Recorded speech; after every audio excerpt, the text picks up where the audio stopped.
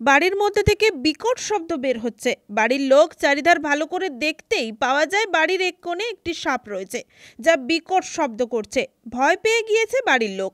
এমনই ঘটনা ঘটেছে পূর্ব মেদিনীপুর জেলার হলদিয়া সুতাহাটা থানার ঢেকুয়া এলাকার বেতার ও দূরদর্শন খ্যাত বাউল ও তরজা গানের শিল্পী শীতল দাসের বাড়িতে।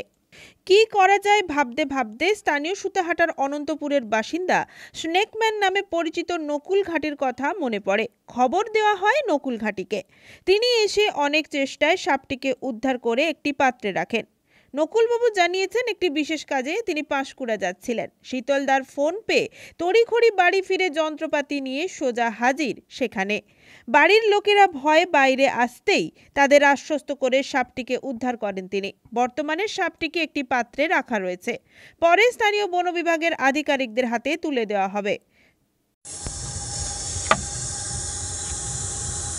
দেখতে পাচ্ছেন সাপটির আওয়াজ একদম প্রেসার করে সিটির মতো। তাই দয়া করে এই সাপ দেখলে নিজেরা চুপ করে দাঁড়িয়ে যাবেন এবং কোনো রকমেই দৌড়দৌড়ি করবেন না। দেখতে পাচ্ছেন আমার প্রিয় বন্ধু বলতে পারেন, দাদা বলতে পারেন, শীতলদা, যিনি এতদিন আমাকে নিয়ে গান লিখেছেন এবং সুর দিয়েছেন এবং সারা রাজ্যে নানা প্রান্তে ছড়িয়ে দিয়েছেন। সেই শীতলদার বাড়ির কানাচের টালির মধ্যে একটি চন্দ্রবড়া সাপ, যে এর ভয়ে লোক মাঠে নামছে না। কেন জানেন?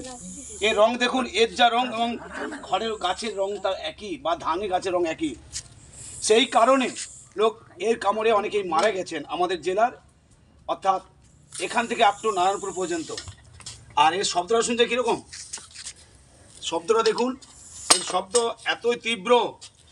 তো যাই হোক, এর দাঁত বিষ 2 আছে।